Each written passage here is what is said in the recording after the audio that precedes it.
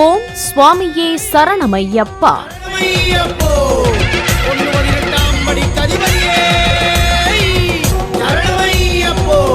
சபரிமலை நடை திறப்பு ரகசியம்.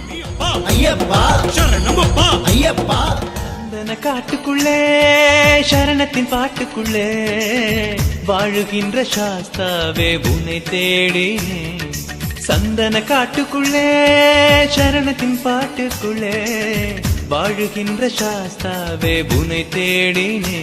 இங்கு வந்திடு வந்துவிடு, அருளை தந்திடு தந்துவிடு, உன்னை நான் காண மலை ஏறினே. ஐயப்ப சுவாமி சபரிமலையில் எழுந்தருளி சகல லோகங்களையும் காத்தருளும் கண்கண்ட தெய்வம். 8 திசைகளுக்கும் அருளை கொட்டிக் கொடுக்கும் ஹரிஹரன் புதல்வன்.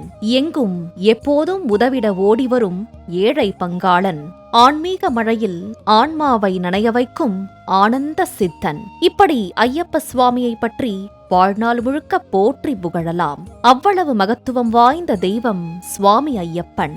சிறப்புமிக்க கார்த்திகை மார்கழி மாதங்களில் பரவலாக பக்தர்கள் மாலை அணிந்து சபரிமலைக்குச் சென்று ஐயப்பனை வழிபட்டு வளம் பெறுவார்கள். இத்தகைய புனிதமான நாட்களில் ஐயப்ப சுவாமி வழிபாட்டிற்கு பின்னால் உள்ள ஐதீகங்களை பற்றி கூறுவதே இன்று சபரிமலை நடை திறப்பு ரகசியம் பற்றி தெரிந்து கொள்ளலாம். வாருங்கள்.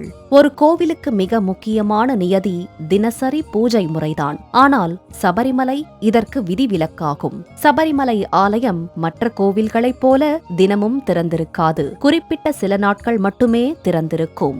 சபரிமலை ஒரு மகா யோக பீடமாகும். அங்கே பகவான் ஐயப்பன் யோக நிலையில் தவம் செய்து கொண்டிருப்பதாக சொல்லப்படுகிறது. புராணப்படி அவரை சுற்றி எப்போதும் ரிஷிகளும் யோகிகளும் தியான நிலையில் இருப்பு கொண்டிருப்பதாக கூறப்படுகிறது.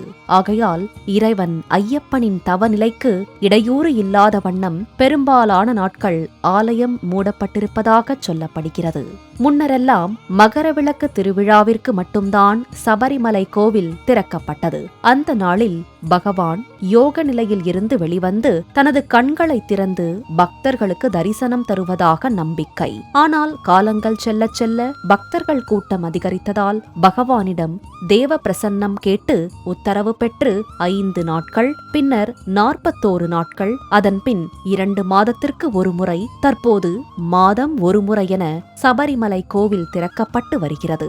ஒவ்வொரு மலையாள மாத பிறப்பின் முதல் 5 நாட்கள் ஆலயத்தின் நடை திறக்கப்பட்டிருக்கும். அடுத்தபடியாக கார்த்திகை முதல் தேதியிலிருந்து 41 நாட்கள் மாலையிட்டு வரும் பக்தர்களுக்காக சபரிமலை திருத்தலம் திறந்திருக்கும். அதேபோல மார்கழி மாதம் 25ஆம் தேதி முதல் மகர விளக்கு தரிசனத்தை ஒட்டி 12 நாட்கள் திறந்திருக்கும். தவிர பங்குனி உத்திரம், விஷு, வைகாசி, ஹஸ்தம் நட்சத்திர நாட்களிலும் ஆலயம் திறந்திருக்கும். சபரிமலை ஆலயம் திறந்திருக்கும் குறிப்பிட்ட நாட்கள் கழித்து நடை மூடப்படும் போது ஐயப்ப சுவாமி மீது கிலோ கணக்கில் பசுஞ்சாணத்தால் செய்யப்பட்ட விபூதியை கொட்டி விடுவார்களாம். மேலும் சின்முத்திரை கொண்ட ஐயப்பனின் வலது கையின் மீது ருத்ராட்ச மாலையை போட்டு விடுவார்கள்.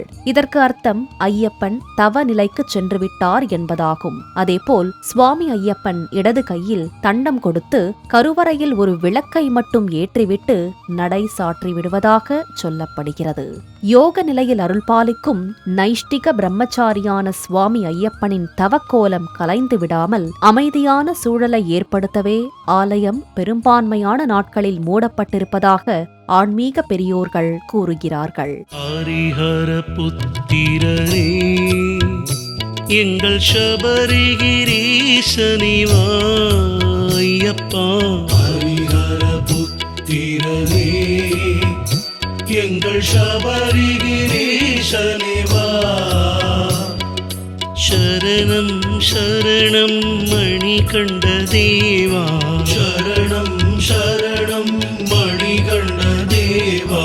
மாமலை வாசனிவா, எங்கள் மனதினில் அமர்ந்திடவா. அனைத்தும் அறிந்த ஹரிஹரன் சுதன் ஐயப்ப சுவாமி தவக்கோலத்தில் இருந்தாலும் மணிகண்டனின் மனம் முழுக்க பிரபஞ்ச நலனையே பெரிதும் விரும்பியிருக்கும் என்றால் அது மிக இல்லை. ஐயப்ப சுவாமியை வணங்கிடுவோம், ஐஸ்வர்யம் பல பெற்று வாழ்ந்திடுவோம். ஓம் சுவாமியே சரணமையப்பா. சந்தன காட்டுக்குள்ளே சரணத்தின் பாட்டுக்குள்ளே வாழுகின்ற சாஸ்தாவே உன்னை தேடினேன். சந்தன காட்டுக்குள்ளே சரணத்தின் பாட்டுக்குள்ளே வாழுகின்ற சாஸ்தாவே உன்னை தேடினேன். இங்கு வந்திடு வந்துவிடு, அருளை தந்திடு தந்துவிடு, உன்னை நான் காண மலை ஏறினேன். ஓம் சுவாமியே சரணமையப்பா.